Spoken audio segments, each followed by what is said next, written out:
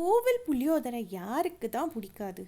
இதை எப்பெல்லாம் சாப்பிட்ணுன்னு தோணுதோ அப்போல்லாம் இப்போ ஒரு பொடி மட்டும் வீட்டில் வச்சுட்டிங்கன்னா எப்போ வேணாலும் செஞ்சு சாப்பிட்லாம். அதுக்கு இங்கே ஒரு கப் புளி எடுத்திருக்கேன்.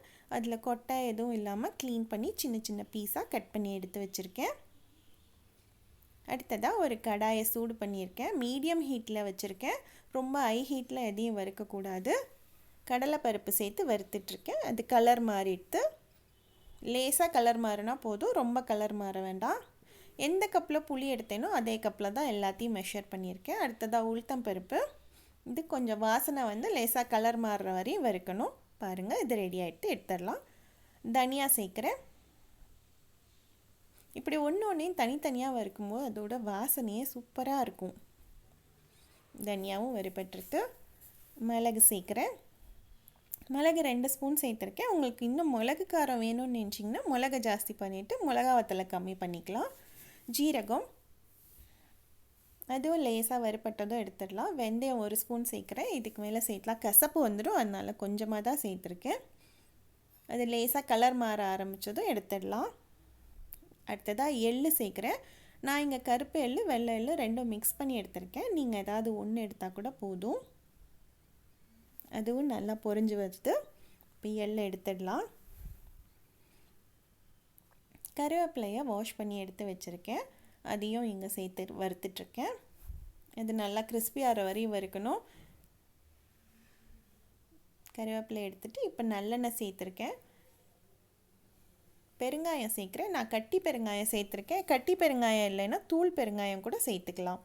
தூள் பெருங்காயம் சேர்க்குறதுனா நீங்கள் வறுக்க வேண்டாம், டைரெக்டாக மிக்ஸி ஜாரில் அரைக்கும் போது ஆட் பண்ணிக்கலாம். இப்போ பெருங்காயம் பொரிஞ்சதும் அதை எடுத்துகிட்டு திரும்பவும் நல்லெண்ணெய் சேர்த்துட்டு மிளகாய் வறுக்கணும். இந்த மிளகாயோட நெடி வராமல் இருக்கிறதுக்காக நான் கொஞ்சமாக உப்பு சேர்த்து வறுக்கிறேன். நான் இங்கே குண்டூர் மிளகா பேடிகை மிளகா ரெண்டும் சேர்த்துருக்கேன். காரம் கலர் ரெண்டுமே வரும், அதனால ரெண்டும் எடுத்திருக்கேன். நீங்கள் உங்கள் காரத்துக்கு தகுந்த மாதிரி கூடி குறைச்சி போட்டுக்கலாம். இப்போ மிளகாய் எடுத்துடலாம். அடுத்ததாக கொஞ்சமாக நல்லெண்ணெய் சேர்த்துட்டு புளியை வறுக்க ஆரம்பிக்கணும். நம்ம க்ளீன் பண்ணி வச்ச புளியை சேர்க்குறேன். இதை சேர்த்துட்டு நல்லா கிறிஸ்பாகிற வரையும் வறுக்கணும். இதில் எந்த ஒரு மாய்ஸ்சர் இருக்கக்கூடாது. மாய்ஸ்சர் இருந்தால் பொடி சீக்கிரமே கெட்டு போயிடும். இப்போ ஒரு மிக்ஸி ஜாரில் பெருங்காயம், மிளகா வத்தல், கருவேப்பிலை இதெல்லாம் சேர்த்துருக்கேன். அடுத்ததாக வறுத்து வச்ச புளி ஆறினதும் சேர்க்குறேங்க. அதோடைய கொஞ்சம் மஞ்சள் பொடி, உப்பு, இந்த பொடிக்கு தேவையான உப்பு சேர்த்து நல்லா ஒரு சுற்றிட்டு எடுத்துகிட்டு வந்திருக்கேன். இந்த சைட்ஸ் எல்லாம் க்ளீன் பண்ணி விட்டுட்டு இப்போ பாக்கி இருக்கிற சாமான்லாம் அதில் சேர்த்துடலாம். இதையும் சேர்த்து நல்லா அரைச்சிட்டு வந்துட்டேன். இப்போ நல்லா ஒரு கரண்டியை வச்சு மிக்ஸ் பண்ணி விடுங்க, எல்லாம் ஈவனாக மிக்ஸ் ஆகிற மாதிரி. இது சூடு ஆறினதும் ஒரு ஏர்டைட் பாக்ஸில் ஸ்டோர் பண்ணி வச்சுக்கோங்க. இது இப்படியே 3 மாதம் நம்ம ஃப்ரிட்ஜில் வச்சுக்கலாம், நல்லா ஃப்ரெஷ்ஷாக இருக்கும். இப்போ இதை வச்சு நம்ம புளியோதரை எப்படி பண்ணுறதுன்னு பார்க்கலாம் வாங்க. ஒரு கடாயில் நல்லெண்ணெய் சேர்த்துட்ருங்க. கடுகு, கடலைப்பருப்பு, உளுத்தம்பருப்பு எல்லாம் சேர்த்துட்டு மிக்ஸ் பண்ணிக்கோங்க. அடுத்ததாக நிலக்கடலை சேர்க்குறேன். இதையும் சேர்த்துட்டு நல்லா மிக்ஸ் பண்ணி விட்டுடுங்க.